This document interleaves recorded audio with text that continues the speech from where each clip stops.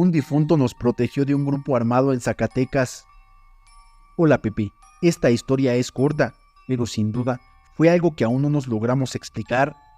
Allá por el año 2010, mi familia y yo viajábamos con frecuencia. Recuerdo que en ese entonces había muchos grupos criminales. Un día, nosotros íbamos de Guadalajara a Monterrey. Veníamos del velorio del mejor amigo de mi padre.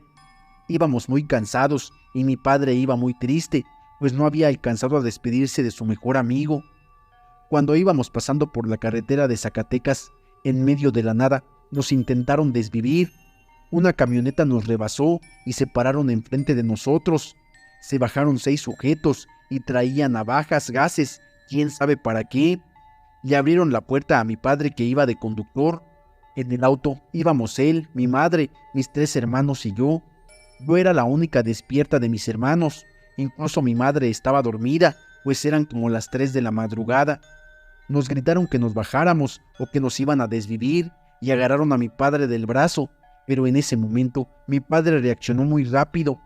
Mi madre, al escuchar los gritos, se despertó y comenzó a orar. Mi padre aceleró, cerró su puerta y solo escuchamos que gritaron que nos alcanzarían y que cómo era posible que nos hubiéramos escapado. Mi padre nos dijo que nos agacháramos en caso de que quisieran disparar. Llegamos a la caseta y avisamos lo que había pasado, pero un poco antes de llegar, yo vi a una señora con sus 2 hijos en una van verde y alcancé a ver cómo esos malditos los detuvieron. Llegamos a Monterrey en unas 3 horas, de lo rápido que iba mi papá por el susto. Prendimos la televisión como a las 6 de la mañana y en las noticias salió que encontraron una fosa clandestina de quién sabe cuántos metros de profundidad. En esta encontraron 15 cadáveres y a 4 personas vivas. 3 de ellos eran la señora, sus 2 hijos y un señor. Mi padre, cuando estuvo más tranquilo, nos contó que él estaba en shock y que nunca arrancó la camioneta, que simplemente sintió como si alguien más aventara su pie en el acelerador y cerrara su puerta con violencia. Mi madre también recuerda que escuchó la voz de un hombre que le dijo que se pusiera a rezar y que incluso se despertó rezando antes de darse cuenta de lo que estaba pasando. Gracias a Dios y a mi papá, a nosotros no nos pasó nada y creemos que quien nos ayudó ese día fue el difunto amigo de mi padre. Desde ese entonces nunca viajamos de noche. Si se nos oscurece, preferimos hospedarnos en algún hotel. Un fantasma nos protegió en un viaje. Recuerdo una ocasión que mi esposo y yo viajábamos por carretera en un bochito, desde la ciudad de Puebla a Playa del Carmen, Quintana Roo. En el transcurso del camino tuvimos algunos detalles con el bocho, pero nada que no se pudiera solucionar, ya que mi esposo es mecánico.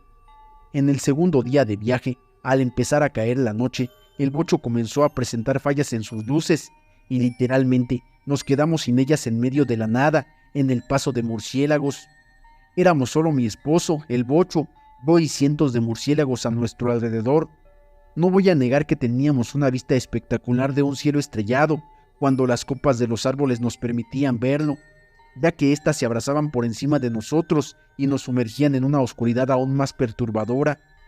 Mi esposo se empezó a preocupar, ya que temía que por el hecho de no llevar luces, de repente pudiera pasar un vehículo y chocarnos, o que en medio de la nada algún maleante nos tomara por sorpresa. Pero el camino estaba solo, no había ni un alma pasando por ahí. Así anduvimos un buen rato, hasta que mi esposo buscó en Google Maps y notó que había una gasolinera cerca de donde estábamos. Sin pensarlo, avanzamos hacia ella. Eran aproximadamente las 2 o 3 de la madrugada. Llegamos a la gasolinera. Él se estacionó sin pensarlo y empezó a reparar las luces del bocho, mientras yo bajaba para estirar un poco las piernas. En ese momento vimos cómo empezaron a llegar motonetas, en su mayoría, y unas cuantas motos a cargar gasolina. Era sorprendente, ya que en todo el camino habíamos ido solos, y este era el único camino de ida y vuelta. Al ser atendidos por solo un despachador, las motonetas se iban y se perdían en la penumbra de la noche. Me empecé a sentir nerviosa, y no lo voy a negar, estaba muy atemorizada. Caminé hacia mi esposo, y él ya estaba en lo último de la reparación de las luces cuando le dije: «Date prisa, esto está muy raro y tengo mucho miedo». Me dijo que me tranquilizara y empezó a distraer mi mente para que me relajara un poco. Me mandaba a buscar herramientas que estaban dentro del bocho y que yo le llevaba al frente, donde estaba haciendo las reparaciones. Mientras él me explicaba cómo iba a dejar los faros que le había colocado al carro, yo tenía agachada la cabeza mientras observaba, pero como si de la nada me hablaran, levanté la cabeza y miré hacia el interior del bocho, y allí estaba algo sentado. Estoy segura de que era un hombre. Se veía una sombra oscura con silueta de hombre en el asiento de atrás, justo en la parte media, viéndonos de manera serena. No tenía rostro, pero sin duda pude notar su presencia, la cual no me dio miedo. Agaché la cabeza y le pregunté a mi esposo si ya había acabado. Al regresar la mirada, ya no volví a ver a este ser. Mi esposo se incorporó y me dijo: «Listo, ya vámonos». Subí al carro y mi esposo le gritó al empleado de la gasolinera: «Muchas gracias, que tenga buenas noches», y seguimos nuestro camino. Al retomar nuestra ruta y calmar un poco la desesperación de estar en penumbra en medio del camino, ya con las luces reparadas, mi esposo y yo comenzamos a charlar.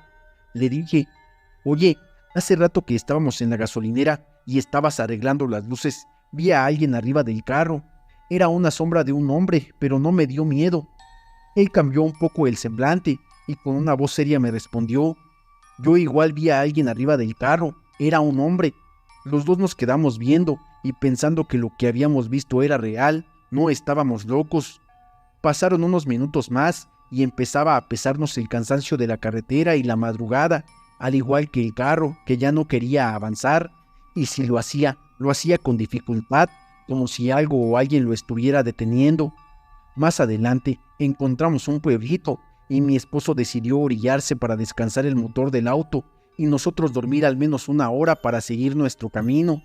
Sin pensarlo, ambos nos acomodamos en nuestros respectivos asientos y nos dispusimos a dormir. Yo me perdí profundamente en mi sueño, mientras que mi esposo tuvo una especie de revelación, ya que en su sueño se acercó una persona y le habló al oído diciéndole: «Tu carro está fallando, tienes que arreglarle esto y esto». Un poco desconcertado despertó y me dijo: «Sí, tiene razón, vuelvo a arreglar la falla».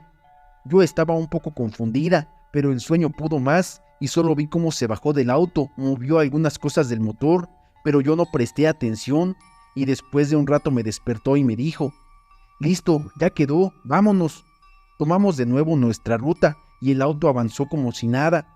En el camino, mi esposo me contó su sueño y al parecer se quedó con la idea de que no era un sueño, sino que este ser le ayudó a evitar tal vez una tragedia o quién sabe. Después de eso, el carro se sintió normal y seguimos nuestro camino hasta llegar a Bacalar sin ningún contratiempo, todo perfecto. Aún no sabemos qué fue, qué ocurrió o por qué nos ayudó esta misteriosa figura que tomó su lugar en aquella gasolinera ubicada en la nada, pero nos permitió contarles esta historia. Ahora planeamos volver a viajar al mismo destino y tomar la misma ruta, esperando tener una nueva historia que contar. Los dioses mayas se lo llevaron por burlarse. Hola Pepe, me gustan mucho tus videos y te quiero compartir mi relato.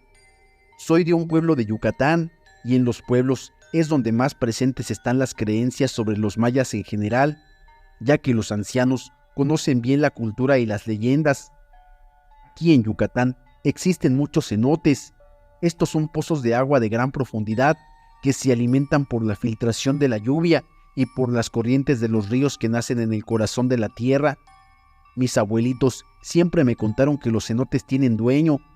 Este dueño es como un espíritu guardián que a veces toma la forma de enormes serpientes. También dicen que para que un cenote pueda abrirse al público necesita ser bendecido. Esto es algo que muchos no saben y se meten a nadar a los cenotes sin tener conocimiento de ello. Mis abuelos afirmaban que el cenote debe estar bendecido, porque si no es así, este rebosa como si fuera un inodoro. Se llena y luego el agua se va rápidamente como un inodoro, y si alguien está nadando, esa persona podría ser arrastrada. Dice que esto generalmente sucede a las 12 del mediodía o de la madrugada, porque en ese momento hay viento malo, que es cuando puedes ver cosas que causan el mal de ojo. También mencionan que antes de entrar a nadar se debe pedir permiso al dueño del cenote para que no te suceda nada, y que es fundamental respetar mucho ese lugar, ya que es sagrado. Una vez que he compartido esto, les contaré una historia que me relató un maestro de la primaria. Él nos dijo que en una ocasión Fue de excursión con unos exalumnos a un pueblito donde había cenotes y creo que también había una pirámide con un Cristo. No recuerdo muy bien esa parte. Estos muchachos tenían entre 13 y 15 años. El maestro cuenta que uno de los chicos, mientras subía a la pirámide, se burló de los dioses. Todos le advirtieron que eso no estaba bien, pero él solo se rió y no le dio importancia. Después de eso, decidieron ir a bañarse a uno de los cenotes, pero en un momento, el maestro y algunos compañeros optaron por ir a comprar comida, y el muchacho que se había burlado decidió quedarse. Cuando el maestro llegó al pueblo, entraron a una tienda a comprar, y en ese momento dieron las 12 del mediodía. En ese momento, vio cómo todos cerraban sus puertas, incluso el dueño de la tienda. Él preguntó por qué hacían eso, y le dijeron que era porque el cenote rebosaba. Después de 15 minutos, todos abrieron nuevamente sus puertas y el maestro observó que las calles se veían mojadas, pero no había nubes en el cielo para que hubiera llovido. Eso le pareció extraño, pero no dijo nada más. Él y sus compañeros regresaron al cenote y se dieron cuenta de que el muchacho que se había burlado no estaba por ningún lado. Comenzaron a llamarlo, pero nunca lo encontraron. El maestro cuenta que incluso unos buzos tuvieron que ir a buscarlo por la zona, pero tampoco lo hallaron. Lo único que encontraron fueron rasguños, como si alguien se hubiera aferrado a algo para evitar ser arrastrado. Así que concluyeron que cuando el cenote rebosó, se lo llevó, aunque muchas personas del pueblo afirmaron que fue un castigo por haberse burlado de los dioses. Asimismo, ocurren muchos casos de personas que se ahogan en los cenotes, pero dicen que en realidad la corriente las arrastra cuando el agua rebosa. Algo extraño nos prohibió subir a un volcán en México. Hola Pepe, espero que te encuentres bien. Esta anécdota la viví hace aproximadamente 2 meses, durante mi ascenso al volcán Iztaccíhuatl, y comienza el domingo por la mañana. Planeamos iniciar la subida entre las 10 y 11 de la mañana, pero nos alteramos y comenzamos a ascender a las 4 de la tarde. Todo iba bien, éramos 4 personas incluido yo. Llegamos al primer portillo alrededor de las 5:30 de la tarde. Caminábamos lento, entre pláticas y risas, y empezó a oscurecer entre el primer y el segundo portillo. Lo curioso es que en el volcán solo estábamos nosotros 4. Cruz Roja y Rescate Alpino no estaban presentes, ni en La Joya ni en el refugio. Sin embargo, como mi novia y yo tenemos conocimientos en rescate, primeros auxilios, hemorragias, etc., decidimos seguir avanzando. Todo iba bien hasta que llegamos al segundo portillo, donde encontramos un pequeño altar dedicado a una familia fallecida que tiene su propia historia. Desde ese momento comenzamos a sentir muchas miradas en el volcán. Caminamos un poco temerosos hasta el tercer portillo. Mientras llegábamos, ya algo cansados, empezamos a escuchar susurros que decían: «¡Es por aquí!». Le pregunté a mi novia si ella había hablado y me contestó que no. Seguimos caminando y ambos escuchamos lo que parecía ser la voz de un niño y un quejido. Le preguntamos al equipo si estaban bien y ellos me respondieron que sí. Cuando llegamos al tercer portillo, comenzaron las cosas más extrañas. Ahí había otro altar, esta vez en memoria de unos montañistas de la UNAM. Desde ese momento, el frío empezó a aumentar. Revisando mi altímetro, vi que la temperatura era de 25 grados centígrados, lo que me pareció muy extraño. Empecé a tener alucinaciones, y muchos dirán que fue el mal de montaña, pero me sentía bastante bien para continuar. Esperamos a que llegara el equipo al tercer portillo, y nos preguntaron si nosotros habíamos gritado. Les respondimos que no, pero para este punto ya estábamos un poco asustados. Aún así, decidimos continuar. Empezamos con el famoso Jabonero, que es un arenal que concluye los 4 portillos y da paso al refugio de los 100. Al comenzar a subir, comenzamos a ver formas extrañas en las piedras que estaban a nuestro alrededor. Para este momento ya eran aproximadamente las 12 de la madrugada. Veía cómo las piedras se movían, pero cuando las alumbrábamos ya no había nada. Observamos huellas de perros frescas, pero no había ninguno cerca. El silencio era total. Así estuvimos alrededor de 2 horas, subiendo hasta que llegamos al Ojo del Buey, que es donde termina el arenal. De repente vimos una lámpara ahí y gritamos: «¿Cómo van?», pero nadie nos respondió. Poco a poco esa luz comenzó a apagarse. Al llegar al Ojo de Buey no había nada. Para ese entonces el equipo se había atrasado muchísimo, a tal grado que recién comenzaban el Jabonero, pero ellos conocían la ruta. Nos dijeron que siguiéramos hasta el refugio y que ahí nos reagruparíamos, así que continuamos. Aquí empieza de nuevo lo extraño. Es importante mencionar que solo hay una ruta después del Ojo de Buey para llegar al refugio, y tal cual la empezamos a seguir, pero no logramos bajar. Buscamos rutas alternas, escalamos y nunca vimos el refugio. Las provisiones se acababan y el frío aumentaba. Usaba el Willock para saber la ruta, pero me indicaba que era por el barranco. Total, estuvimos parados ahí como 1 hora y media y no encontrábamos el camino. Mientras tanto, escuchábamos voces que nos decían: «Bajen, no es seguro». A este punto ya estábamos muy asustados. Un compañero se sentía mal, fatigado y con mucho sueño. Nuestras lámparas dejaban de funcionar de la nada. Fue un caos total, pero no entendíamos por qué, si no era nuestro primer ascenso. La montaña nos cerró el paso, y bien dicen que si la montaña no quiere que la subas, no la subes. Ese día íbamos bien, con buen tiempo y una excelente ruta. Sin embargo, no nos permitió llegar al refugio y decidimos bajar. En el Jabonero seguimos escuchando voces y viendo cosas. Parecía que ese portillo no tenía fin. Ya estábamos muy cansados y sobre todo preocupados. Llegamos hasta el segundo portillo, ¿y qué creen que pasó? Nuestras linternas volvieron a funcionar, el equipo había recuperado sus fuerzas y todos se sentían bien de nuevo. Sigo sin explicarme cómo sucedió todo esto en ese ascenso. Un fantasma salvó a mi abuelita en el hospital. Hola Pepe, lo que estoy por relatar es una de esas historias que se quedan grabadas en la memoria. Mi abuela a menudo me la cuenta con un brillo en los ojos, como si la experiencia aún estuviera fresca en su corazón. Era un día como cualquier otro, pero con la tensión que precede a una cirugía programada. Había mucho en juego y ella estaba muy nerviosa. Cuando llegué al hospital, la vi sentada en una cama con sábanas blancas, vistiendo una bata que parecía más grande de lo que debería. Su cabello, normalmente brillante y cuidado, caía desordenado sobre sus hombros. La podía ver ahí esperando. Su expresión reflejaba el miedo y la incertidumbre. Me acerqué y la abracé, intentando darle un poco de confianza. Ella sonrió, pero se le notaba la preocupación. «Todo va a salir bien, abuelita», le dije, sabiendo que las palabras a veces son un mero consuelo. Ella asintió, aunque su mirada mostraba que estaba atrapada en sus pensamientos. Las horas fueron pasando lentamente. Al principio le hicieron algunos exámenes, la prepararon como era debido y le pidieron que esperara. Pero a medida que el tiempo avanzaba y la luz del día se desvanecía por completo, la ansiedad empezó a apoderarse de ella. Recuerdo que me contaba que el sudor le goteaba por la frente y había un escalofrío que le recorría la espalda. No solo estaba ahí esperando la cirugía, sino que también el temor de que algo saliera mal. «Estuve horas ahí sola», me relataba, sin que nadie viniera a checar cómo estaba. Ya se había hecho de noche y la situación se volvía cada vez más desesperante. Era un ambiente sombrío y en su mente comenzaban a florecer pensamientos oscuros.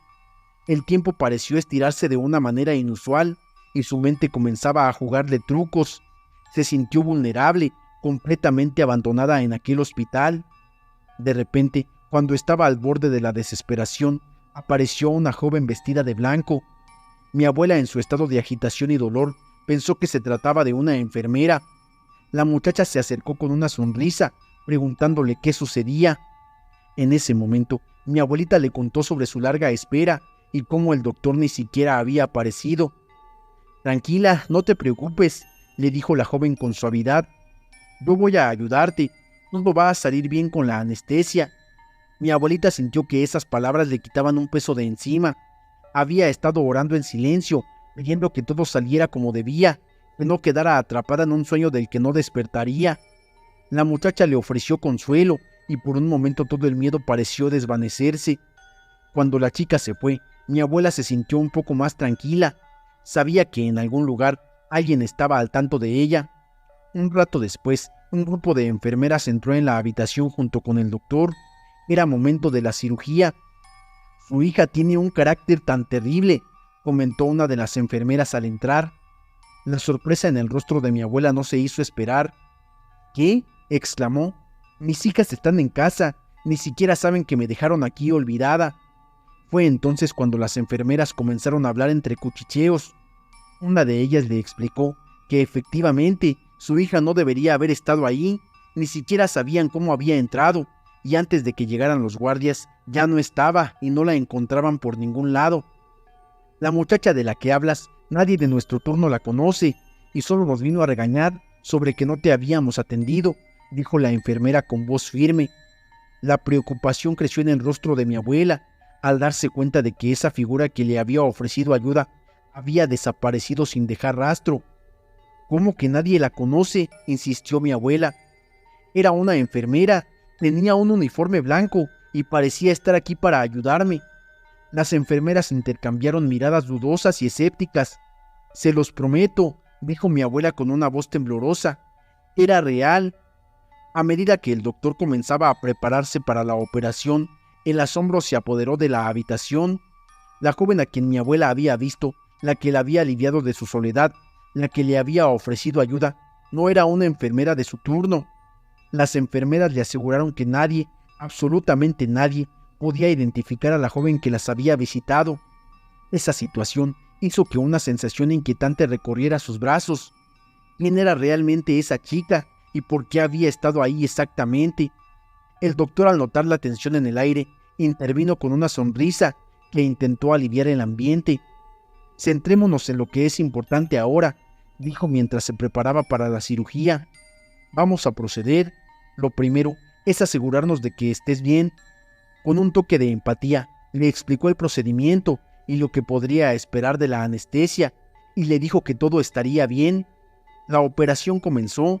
Mientras mi abuela entraba en la etapa de anestesia, su mente estaba entre la tranquilidad de las palabras del doctor y la inquietud por la misteriosa figura que había estado con ella.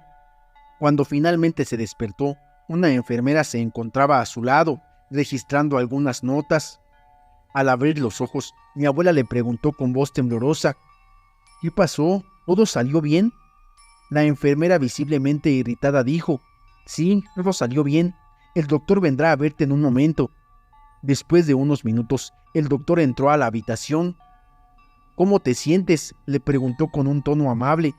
Mi abuela, aún un poco aturdida, preguntó sobre la joven que la había visitado.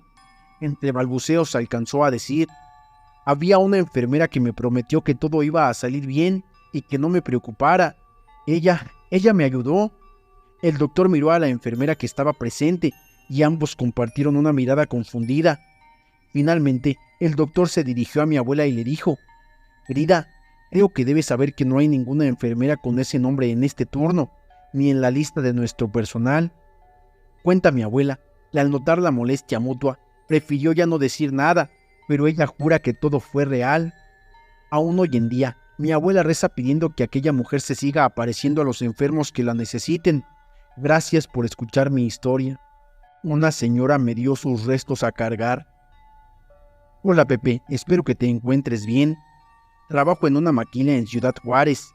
En esta empresa tenemos transporte, pero hace 2 meses, por motivos de capacitación con el área de recursos humanos, estuve entrando más tarde de mi horario normal, así que me estuve yendo por mi cuenta. En uno de esos días ordinarios de capacitación, tuve una de las peores experiencias de mi vida. Estaba puntual a las 7 de la mañana en la parada del camión. La verdad es que nunca me siento en la banca de la parada, me hago más para atrás. Mientras miraba hacia la calle, una figura se acercó lentamente. Era una anciana que caminaba rápido, con una mirada que, aunque distante, sentía que me estaba viendo a mí. Al llegar a la parada me sonrió, pero la verdad es que yo soy muy seria e introvertida, así que solo le dije buenos días, a lo que ella, con una voz suave, casi un susurro, me dijo: Disculpa querida, ¿podría sostener mi bolsa un momento? Necesito abrocharme el suéter. A mí me pareció extraño, pero con un gesto automático tomé la bolsa, y aunque no tenía un peso notable, sentí un raro escalofrío en la espalda. Mientras me concentraba en la bolsa, pude ver que la anciana comenzaba a abrocharse su suéter, pero cuando levanté la vista ya no había nadie ahí. La anciana se había desvanecido, como si el viento se la hubiera llevado. Desconcertada, miré la bolsa en mis manos. ¿Dónde pudo haberse ido?, pensé. Incluso les pregunté a unas personas que estaban sentadas en la banquita que estaba en la parada, pero no habían visto a nadie con esas características que yo daba. Por un momento dudé de lo que había pasado. Tal vez un engaño de mi mente cansada, pensé. Sin embargo, la curiosidad me llevó a abrir la bolsa, pero lo que encontré dentro me dejó helada. Restos, no eran objetos personales o ropa, eran simples restos. Mi estómago me dolió, como si tuviera ganas de vomitar. En ese instante, recordé los rumores que había escuchado en la zona sobre una señora mayor que había fallecido en un accidente camino a su casa y que en el afán de alcanzar su destino había quedado atrapada en este mundo y en el siguiente. Tal vez esta señora había sido ella, un alma perdida con un pendiente por cumplir. Al ver la bolsa con el contenido me abrumó, así que decidí llevar la bolsa a la iglesia, que quedaba como a 3 cuadras de donde me encontraba. La verdad es que el trayecto no era muy largo. Sin embargo, el camino se me hizo eterno. La bolsa comenzó a hacerse cada vez más pesada, como si estuviera cargando piedras, y la abrí para ver si alcanzaba a notar algo más dentro de ella, pero no. Con cada paso que daba, la carga se volvía más difícil. Mis manos sudaban y mis pies me dolían. Después de unos minutos caminando apenas unos cuantos metros, me detuve un momento a descansar, apoyada en un árbol. En aquel instante, una duda comenzó a llegar a mi mente. ¿Qué estaba haciendo? ¿Por qué había aceptado ayudar a algo que tal vez ni siquiera existía? Poco a poco, se hizo aún más pesado el trayecto. La distancia se hacía cada vez más larga. Cuando finalmente llegué a la iglesia, el cansancio me había abrumado. Una distancia que normalmente me hubiera tomado unos 5 minutos recorrer, me había tomado casi 40 minutos. Con la poca energía que me quedaba, me acerqué a una señora que estaba barriendo el suelo de la iglesia y le dije: «Hola señora, buenos días. Disculpe, necesito su ayuda». La verdad es que apenas podía respirar mientras le mostraba la bolsa. La mujer miró la bolsa con extrañeza y me respondió con una voz serena: «No temas, hija, aquí podemos ayudarla. Ella encontrará su camino». Sentí un alivio momentáneo dejando la bolsa en sus manos. Sin embargo, yo me sentía un poco molesta. Jamás podría olvidar la mirada de esa anciana, su voz y la extraña sensación de haber cruzado una línea que jamás debió haber cruzado. Desde aquel día, cada vez que alguien se acerca a mí pidiendo ayuda, comienzo a sentir mucha duda y miedo. Nunca más he vuelto a extenderle la mano a alguien, pues en el fondo sé que hay algunas almas que llevan consigo un peso que no todos pueden soportar. La experiencia me enseñó a no dejar que mi lado introvertido me ganara.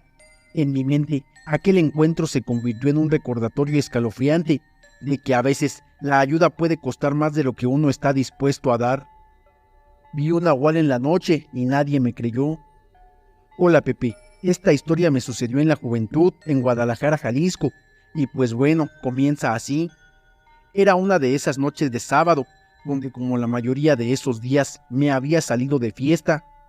En ese entonces yo tendría unos 20 años y estaba cursando la universidad. La verdad es que me la estaba pasando tan bien que no dimensioné la hora. Ya era tarde, como las 3 de la mañana, y mientras regresaba a casa me arrepentía un poco de haberme regresado caminando. El camino hacia mi casa era cercano, pero pasaba por un parque grande con unos árboles enormes. No había pensado que a esa hora no habría nadie afuera, y la oscuridad me había puesto un poco nervioso. Pensaba que quizá algún malandrín podría estar escondido ahí, dispuesto a quitarme mis pertenencias.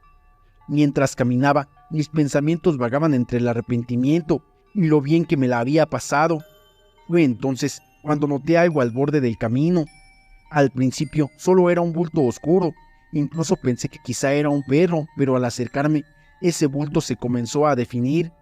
Parpadeé un par de veces para despejar la mente, y ante mí se reveló una figura que me hizo detenerme en seco. Ahí en la penumbra estaba una bestia que parecía un perro, pero un perro mucho más grande, casi del tamaño de un caballo. Sus patas robustas y musculosas no eran de un tamaño normal, y su pelaje era tan oscuro que absorbía la poca luz que había. No tenía la apariencia tierna de un perro de caza. En cambio, su físico parecía provenir por la oscuridad misma, un depredador en su hábitat natural. Su cabeza con orejas puntiagudas se alzaba mientras me observaba con ojos que brillaban como carbones encendidos. En su primer momento pensé que se trataba de un gran danés o algún otro perro de grandes dimensiones. Sin embargo, a medida que lo miraba, sentía que había algo extraño en su forma, como si estuviera distorsionada por la poca luz que le daba. La criatura permanecía inmóvil, como un guardián de ese rincón apartado del mundo. Mi corazón comenzó a latir con fuerza, y una mezcla de curiosidad y miedo se apoderó de mí.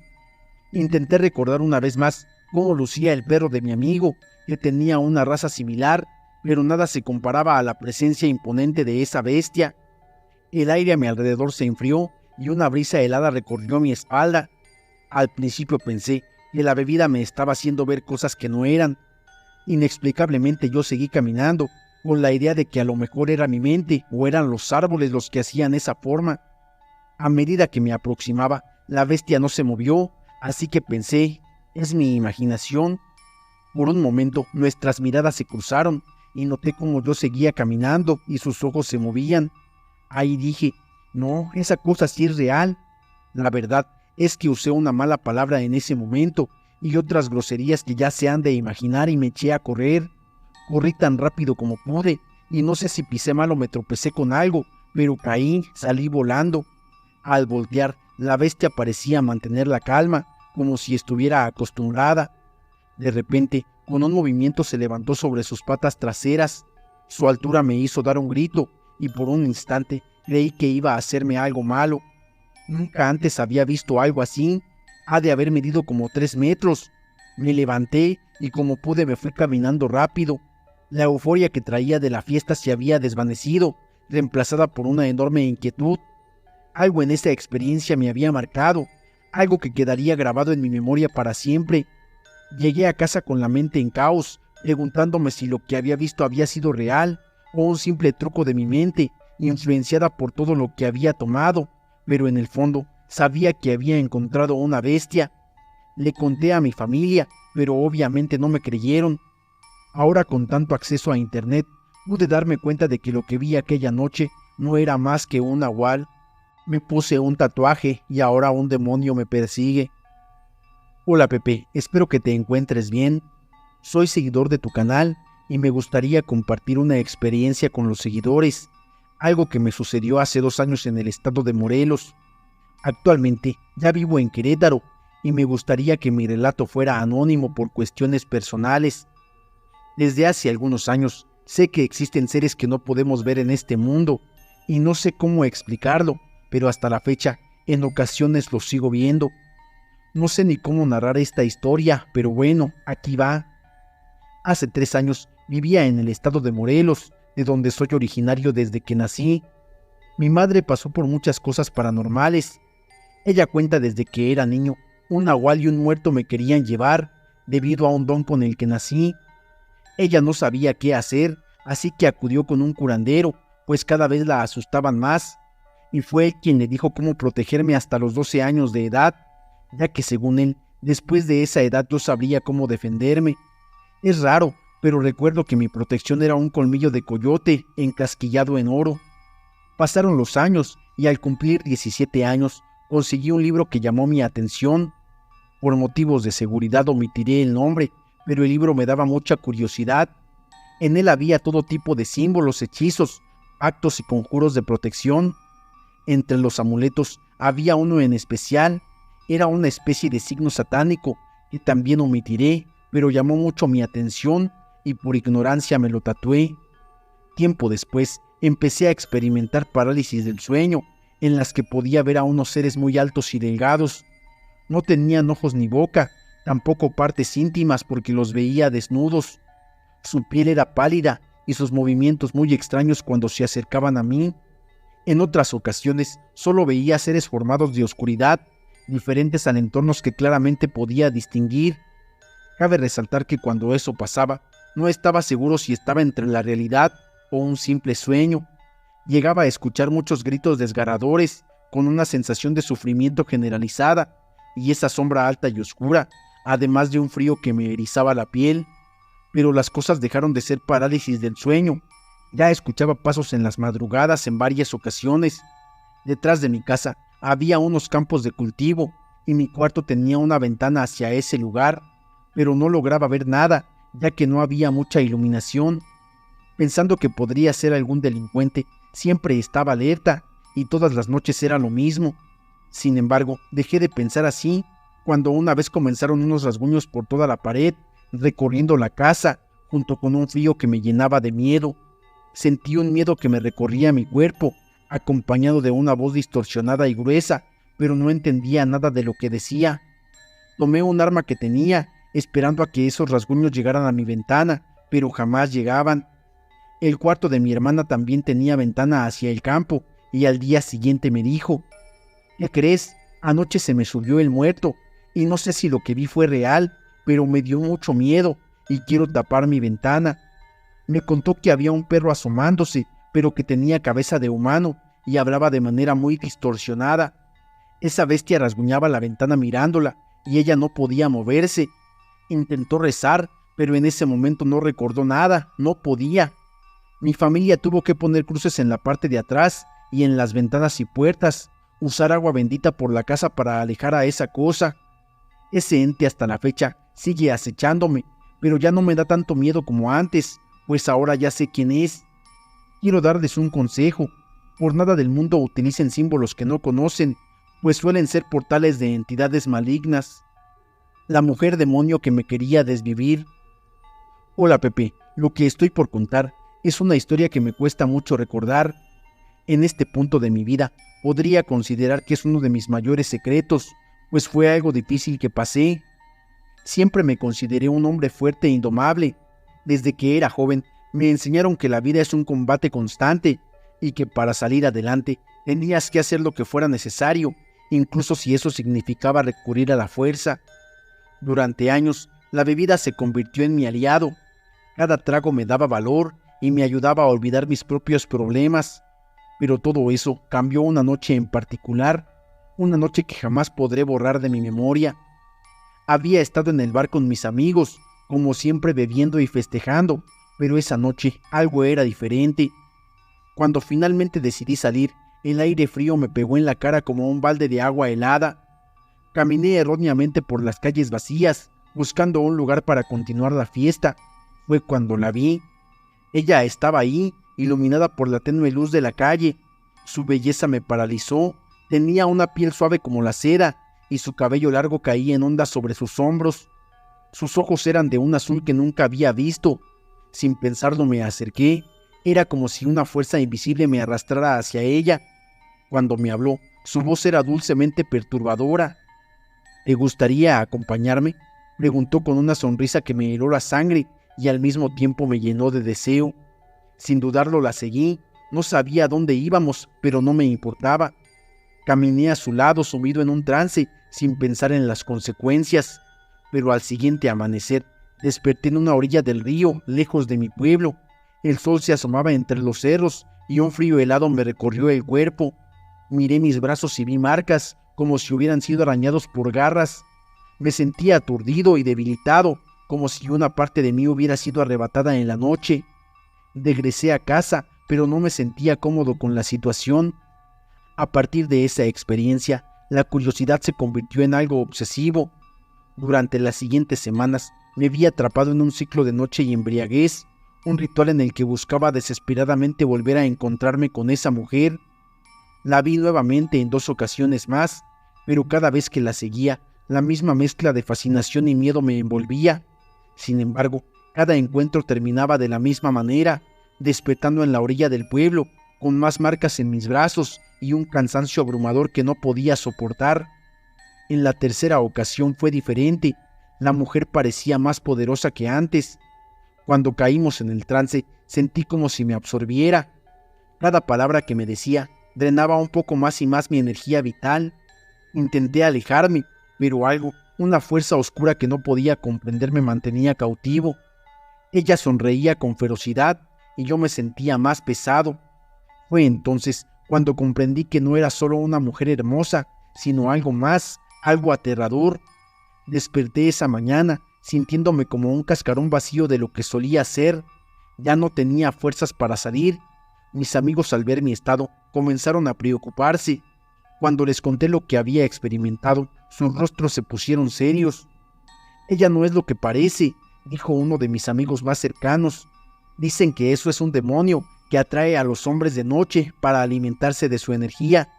Reí, aunque no había mucho humor en mí, pero mientras ellos contaban historias sobre almas perdidas y criaturas que se alimentaban de la desesperación, una parte de mí comenzó a creerlo.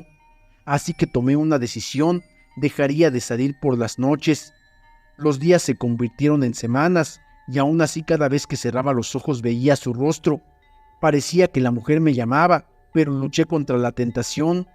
No podía permitirme ser arrastrado de nuevo, no después de lo que había experimentado. Al final, el esfuerzo se volvió mi salvación. Poco a poco, empecé a sentirme más fuerte, aunque las marcas en mis brazos no desaparecieron del todo.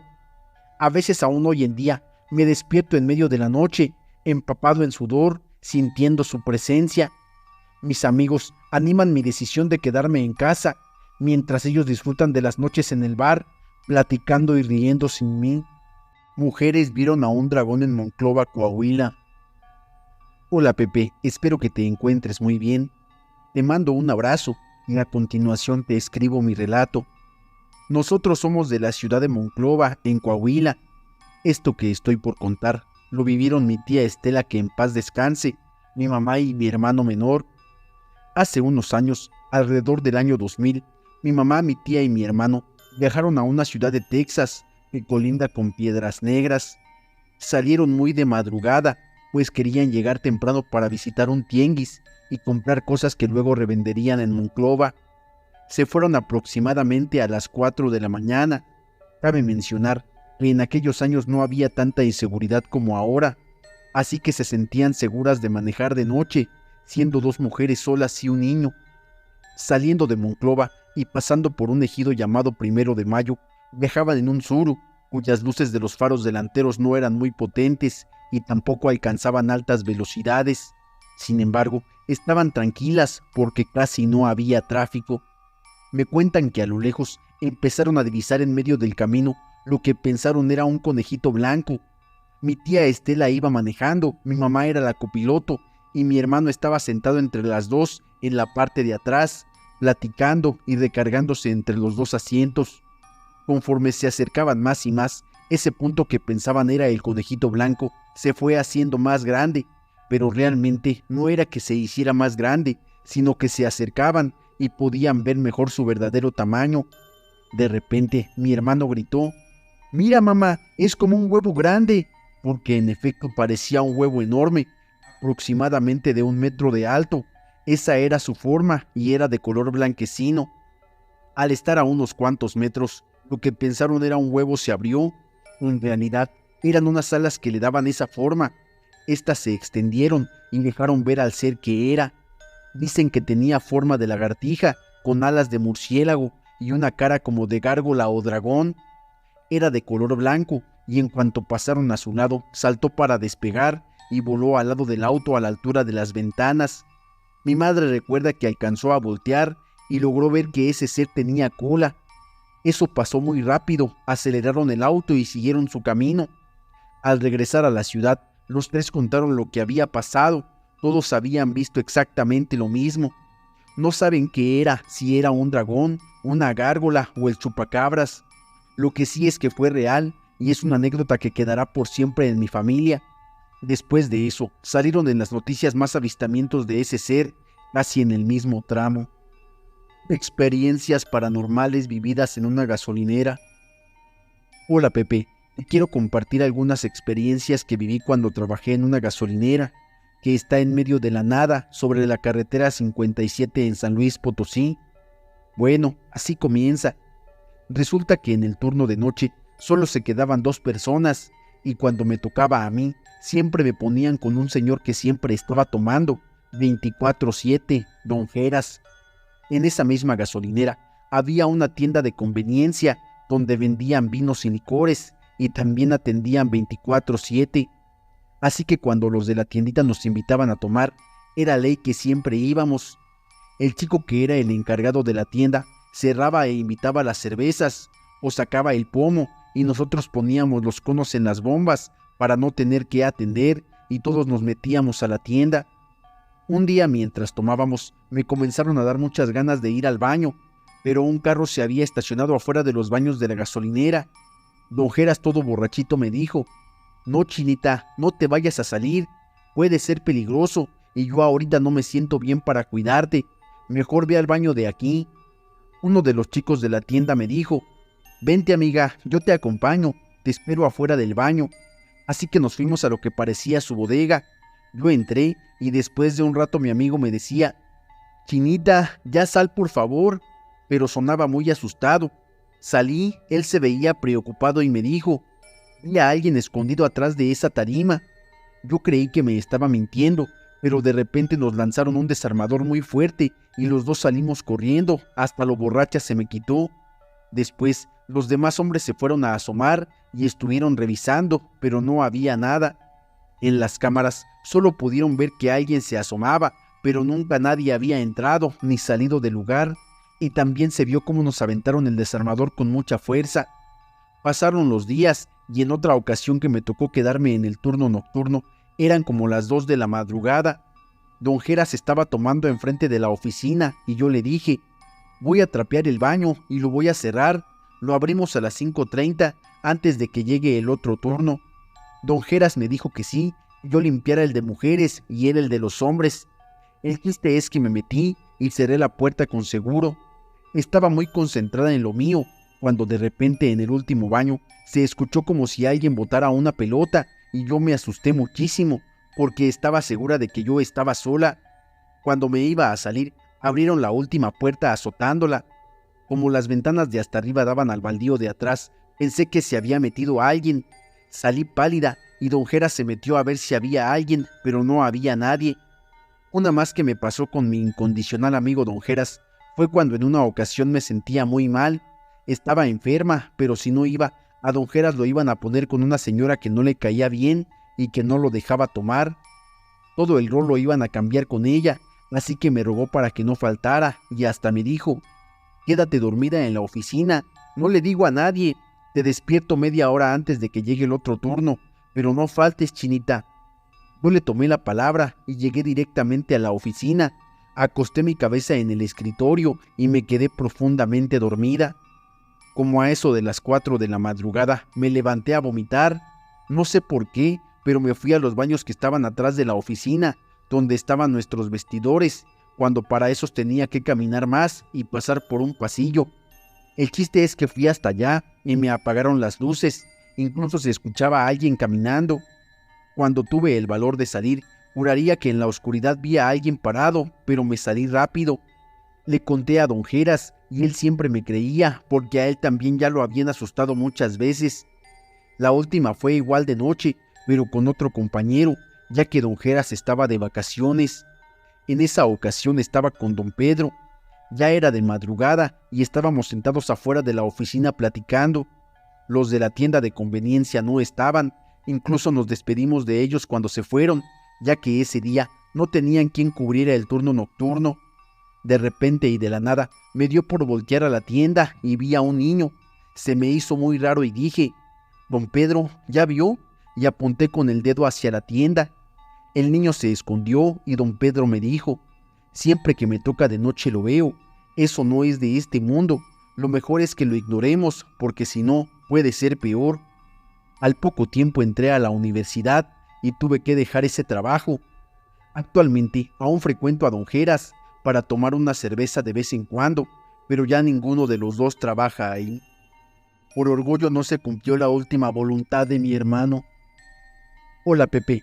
Siempre creí que las peleas, por más intensas que fueran, se resolvían con el tiempo.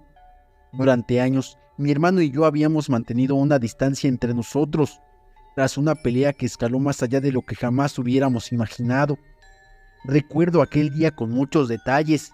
Mi hermano y yo habíamos tenido una discusión porque él siempre llegaba tarde a nuestras reuniones familiares por largarse a la calle, y las palabras hirientes salieron rápidamente en la conversación. Lo que pudo haber sido una reclamación cualquiera se convirtió en algo que nunca logramos arreglar. No era la primera vez que se reclamaba al respecto, era algo de casi todos los días. Siempre teníamos que esperarlo para cenar y a mí se me hacía demasiado, porque siempre se tardaba y era mucha molestia acumulada, pero él siempre se tomaba las cosas muy a la ligera. Desde aquel día no volvimos a hablar, no hubo reconciliaciones ni disculpas, ni siquiera un mensaje. Aunque vivimos en la misma casa unos años más, no nos volvimos a hablar, más que para avisos de parte de mi madre o de mi padre. Éramos 4 hijos, pero nadie logró que entre mi hermano y yo hubiera comunicación. La vida continuó, encontré un trabajo, hice nuevos amigos, pasé por momentos felices y otros no tanto, y a medida que pasaron los años, creí que podría sobrellevarlo. Pensé en mi hermano en ocasiones, preguntándome cómo estaría, pero éramos muy orgullosos para buscarnos. Aún así, yo sabía de su vida y él de la mía, porque mi madre nos contaba todo lo que podía para que no fuéramos tan distantes. Pasó el tiempo y un día cualquiera, yo salí de casa para hacer mi mandado. Mientras caminaba, venía repasando la lista de mis compras en la mente para ver a dónde iría primero. De pronto lo vi a solo una cuadra de distancia. Me quedé en shock. Mi hermano estaba ahí parado, con su chamarra que solía usar cuando éramos jóvenes, pero algo en su expresión era diferente, algo serio, distante. No quería correr a abrazarlo, pero en lugar de eso, todo lo que pude hacer fue acercarme temerosamente. ¿Qué haces por estos rumbos?, le pregunté. Pues aquí quería verte, quería saber cómo estabas, me respondió. Recuerdo que le dije que yo estaba bien y me contó que le iba bien a él con su familia y hablamos de cosas superficiales como el clima y el trabajo. Yo deseaba abrir mi corazón y decirle cuánto lo había extrañado, cuánto lamento sentía por aquella pelea que nos había separado, pero esas palabras nunca salieron de mi boca. Debo irme, dijo de repente, y yo lo entendí. Estábamos incómodos. Aún así le pregunté que cuándo nos veríamos de nuevo. Su expresión se tornó sombría. No lo sé, tal vez en otra ocasión, respondió, y en ese instante lo vi alejarse, giró la esquina y lo perdí de vista. Me sentía tan triste, y para que no me doliera, me dije a mí misma, no me buscó ni lo busqué, no nos necesitamos, y me fui a hacer mis compras, fingiendo que no lo había visto. Cuando llegué a casa me puse a llorar, y me propuse a tratar de recuperar el tiempo perdido con él. Pensé en tomar su número del grupo de la familia y llamarle en la noche. Unas horas más tarde, mientras me apuraba con mi quehacer, mi madre me llamó. Su voz sonaba extraña y me di cuenta de que algo no estaba bien, así que le pregunté que qué pasaba. «Ay, hija, tenemos que hablar». Su voz se quebró y en ese momento supe que algo grave había ocurrido. «¿Qué pasa?», le insistí porque la escuchaba llorar. No me decía nada y le dije que si pasaba algo con mi padre. «No, no es tu padre, es tu hermano. Tu hermano ha tenido un accidente, ha fallecido». En el momento pensé que había sido otro de mis hermanos y pregunté sobre él, pero sorpresivamente mi madre me dijo que no y me dio el nombre de mi hermano con quien no me hablaba. «No, eso no puede ser. Lo vi hoy, hace solo unas horas, hablamos en la calle. Él estaba bien», respondí gritándole. «Lo siento tanto, hija. Fue un accidente terrible. Pasó en la madrugada, nadie lo vio venir», continuó mi madre con lágrimas. Me dejé caer en el sillón mientras trataba de dar sentido de lo que acababa de escuchar. La imagen de mi hermano estaba muy presente. Lo vi claramente, hablamos. ¿Era posible eso? La culpa, el dolor y la ira era lo único que sentía mientras lloraba en silencio. Nunca tuvimos la oportunidad de despedirnos de verdad. Nunca discutimos lo que realmente importaba. De alguna manera, habíamos confiado en que el tiempo nos permitiría sanar y reconectar, pero ahora ya no se podía. Volví a casa de mis padres, un camino de 3 horas desde mi casa. Estando ahí, recibí a mis familiares que venían a ofrecer sus condolencias. Todos hablaban de las memorias que compartían, las risas, los momentos, pero para mí nada era igual desde la discusión que nos separó. El día del funeral, mientras los demás hablaban, yo miraba el ataúd muy triste. Quería decirle cuánto lo extrañaba, cuánto deseaba cambiar las cosas, cuánto lamentaba la pelea que nos había llevado por caminos tan opuestos. Me quedé unos días más en casa de mis padres y hablé con mi madre. Le conté lo que había pasado y aunque me dijo que era imposible, agregó: tu hermano tenía un pendiente y alguien le dio permiso de resolverlo antes de partir. A esa hora que te visitó, él ya no era alguien de este plano. Yo había vivido situaciones paranormales leves, como que me movían las cosas, que azotaran las puertas o cosas así, pero esto es lo más fuerte que he vivido. Los hijos del diablo. Hola Pepe, en esta ocasión te voy a contar una historia que me contó mi suegra. Ella era de un pueblito de Michoacán, y esto sucedió cuando todavía era una niña. Su papá iba a la ciudad de Morelia constantemente para vender algunos productos y así sostener a su familia. Se iba muy temprano, cuando aún estaba oscuro, y regresaba ya en la noche.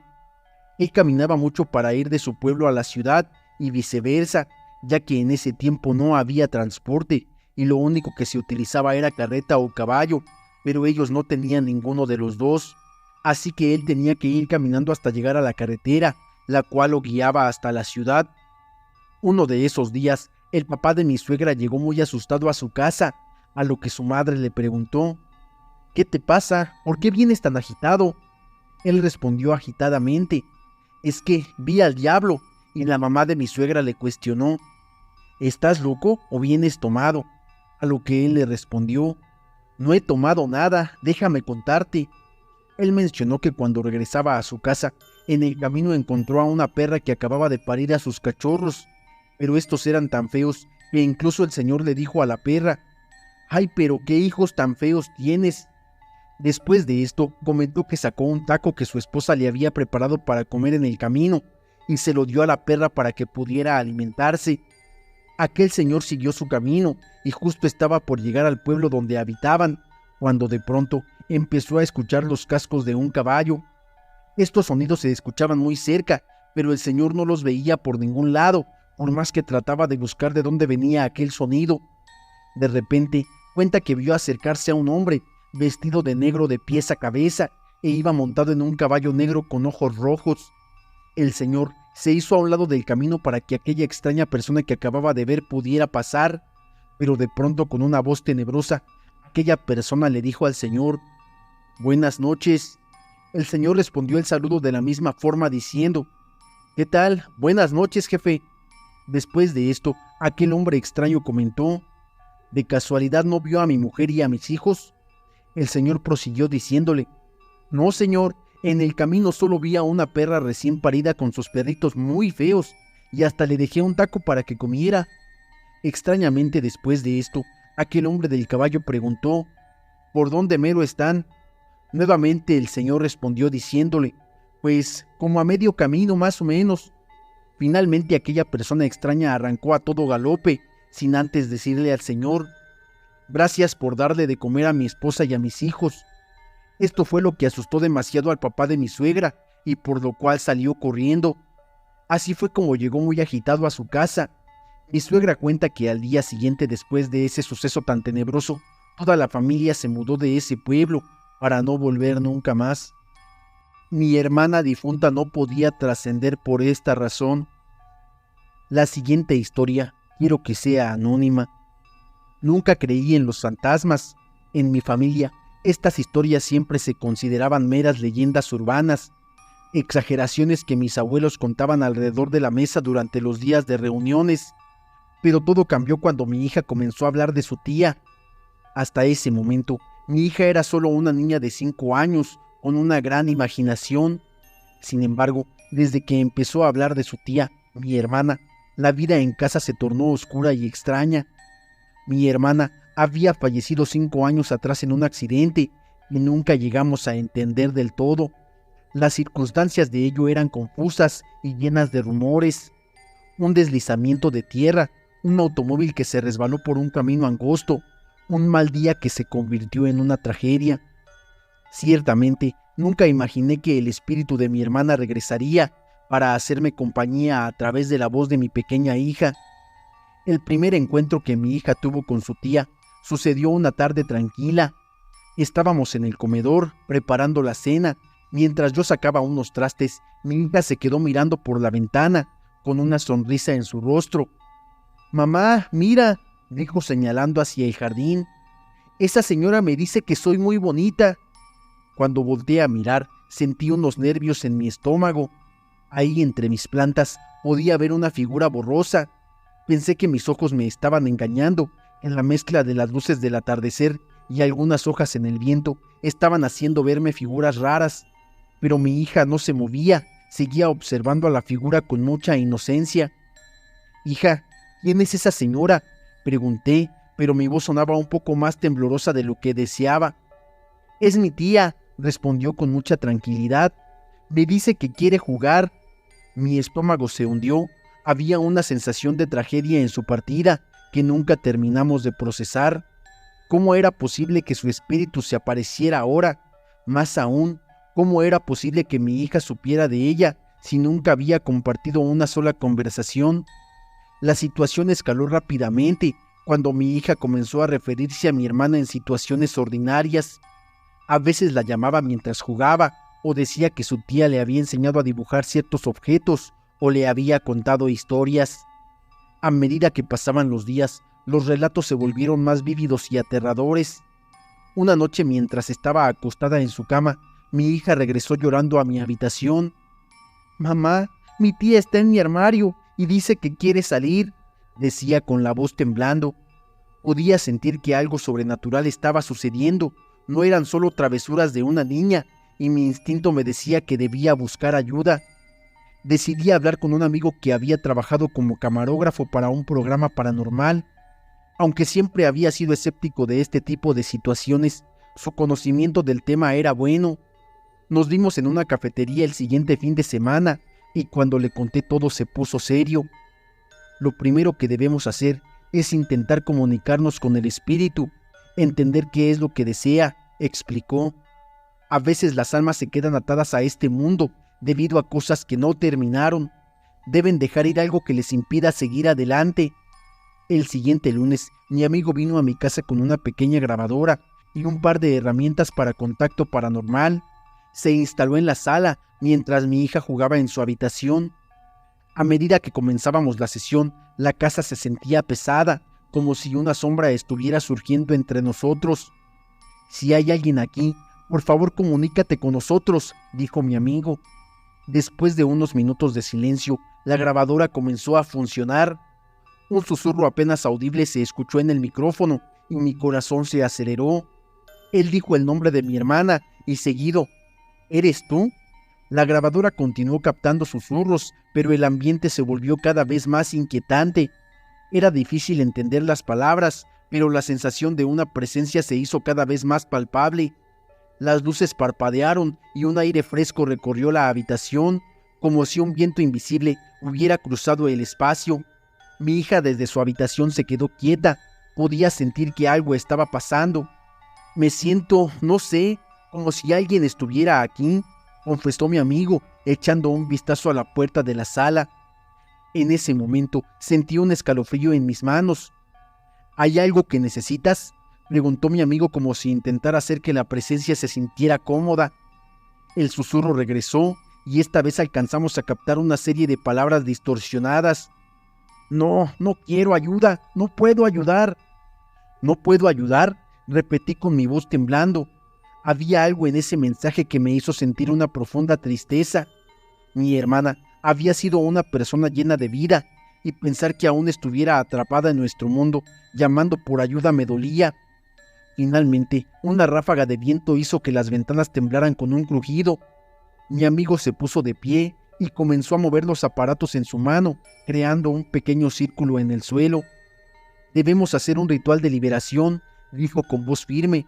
«Si ella está aquí, necesitamos ayudarla a encontrar la paz». Siguiendo las instrucciones de mi amigo, encendimos una vela blanca en el centro del círculo y comenzamos a repetir palabras de liberación que él había aprendido a lo largo de su experiencia.